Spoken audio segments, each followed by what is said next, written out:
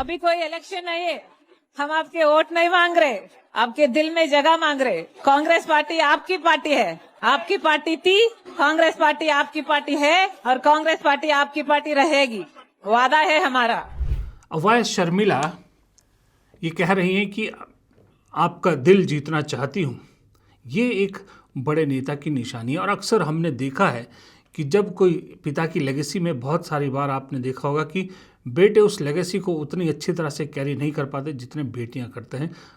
ये चीज़ जगन मोहन रेड्डी और शर्मिला में बिल्कुल साफ दिखाई दे रही। जगन मोहन रेड्डी सत्ता में आए, नो डाउट, वो पदयात्रा की, उन्होंने पिता के नाम पे सिंपैथी मिली और लैंडस्लाइड विक्ट्री से सत्ता में आए, लेकिन अपने 5 साल के शासन में ही उन्होंने बता दिया कि वो कितने कमज़ोर जो है वो प्रशासनिक वो है, कितने कमज़ोर मुख्यमंत्री हैं या कितनी कमज़ोर सरकार के मुखिया रहे हैं, कितने कमज़ोर मुखिया रहे हैं। इसलिए जनता ने 5 साल बाद ही उन्हें रिजेक्ट कर दिया। वो तो शर्मिला ने कांग्रेस में आने में देर कर दी। अगर कहीं शर्मिला 1-2 साल पहले कांग्रेस में आई होती तो शायद इस वक्त आंध्र प्रदेश में मुख्य विपक्षी दल भी कांग्रेस ही होता।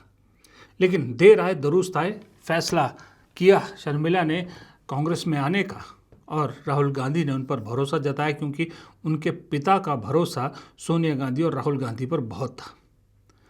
उनके पिता हमेशा कहते थे कि उनका सपना है कि राहुल गांधी एक दिन देश के प्रधानमंत्री बने। शायद वो जिंदा होते तो आंध्र प्रदेश में कांग्रेस न सिर्फ आंध्र प्रदेश बल्कि बाकी दक्षिण राज्यों में भी बहुत अच्छा परफॉर्म करती। सोचिए, अगर वाईएसआर जिंदा होते, दक्षिण में कांग्रेस के पास 3 बड़े रणनीतिकार होते, बड़े स्ट्रेटेजिस्ट होते, एक DK शिव कुमार, एक वाईएसआर और एक तेलंगाना में रेवंत रेड्डी। अभी भी यार 2 तो हैं ही हैं। अब इस आंध्र प्रदेश की लड़ाई के जरिए दक्षिण भारत को एक तरह से कांग्रेस बीजेपी से अलग थलग कर देना चाहती है। TDP और YSRCP को दोनों को समझ में नहीं आ रहा कि वो इस वक्त बीजेपी के साथ रहें या ना रहें। बल्कि जगन मोहन रेड्डी के लिए तो ये भी कन्फ्यूजन है कि वो बीजेपी के साथ अगर नहीं रहेंगे तो जेल जाने का खतरा है, क्योंकि मामले अभी भी बहुत सारे पेंडिंग है, या फिर वो कांग्रेस का हाथ पकड़ ले। जी हाँ, ये बहुत संभावना आंध्र प्रदेश में जताई जा रही है कि जगन मोहन रेड्डी के पास एकमात्र ऑप्शन अब बचा है कि वो वापस कांग्रेस का दामन थाम ले, क्योंकि अगले जो विधानसभा चुनाव होने हैं उसमें TDP बीजेपी बनाम कांग्रेस होने वाला है। YSRCP कहीं गिनती में नजर नहीं आ रही है। इसलिए बेहतर होगा कि दोनों भाई बहन कांग्रेस को आगे बढ़ाएं। दूसरी तरफ कांग्रेस ने जो मिशन शुरू किया है उस मिशन को आगे बढ़ा रही हैं वाईएसआर शर्मिला, जो आंध्र प्रदेश में कांग्रेस की मुखिया हैं। राहुल गांधी ने शर्मिला पर विश्वास जताया और वहां आंध्र प्रदेश का प्रदेश अध्यक्ष बनाया। वाईएसआर की बेटी हैं, जगन मोहन की बहन है।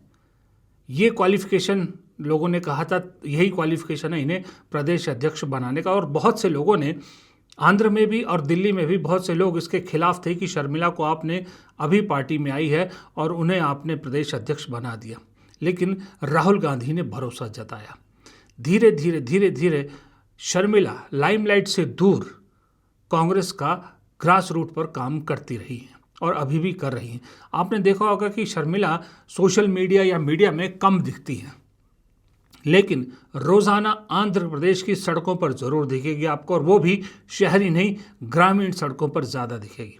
लोगों के बीच लगातार जनसंपर्क के ज़रिए, अलग अलग समारोह के ज़रिए, अलग अलग तरीक़ों से वो लगातार ग्रामीण क्षेत्रों में कांग्रेस का जो जनाधार है वो बढ़ा रही हैं और बड़े प्यार से अपनी बात भी समझा रही हैं कि वो वोट नहीं, दिल जीतना चाहती हैं। किसी भी हाल में तकरीबन 130 सीटों का जो खेल है दक्षिण का, वो कांग्रेस खेलना चाहती है और 2029 के लिए इस 130 सीटों में कम से कम अपने गठबंधन के साथियों के साथ 100 सीटों का आंकड़ा छूने का टारगेट कांग्रेस ने रखा। इसमें आंध्र प्रदेश बड़ा इंपॉर्टेंट है। आंध्र प्रदेश, कर्नाटका बड़ा इंपॉर्टेंट रोल प्ले करते हैं। कर्नाटका में सरकार बेशक कांग्रेस की है, लेकिन पिछले चुनाव में भी कांग्रेस बहुत बड़ी मात्रा में सीटें वहाँ से नहीं जीत पाई थी। बीजेपी और JDS ने भी काफ़ी डेंट पहुँचाया था। लेकिन अब अगर कर्नाटक में भी आपको परफॉर्म करना है तो मुझे लगता है फिर एक और फैसला कांग्रेस को जल्द से जल्द करना चाहिए, वो है DK शिव कुमार और सिद्धारमैया के जो विवाद है उसको सुलझाना पड़ेगा। उस विवाद को सुलझाइए। अगर DK को चांस देना है, DK को चांस दीजिए, जो बनता भी है।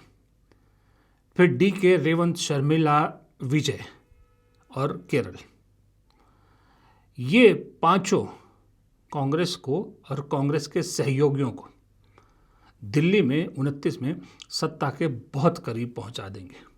जानकारों का कहना है कि अगर 100 सीट इधर से आ जाती है तो बाकी जगह से कांग्रेस और गठबंधन, मैं अकेले कांग्रेस की बात नहीं कर रहा, पूरा गठबंधन बाकी जगह से 180-190 सीट तो ले ही सकता है।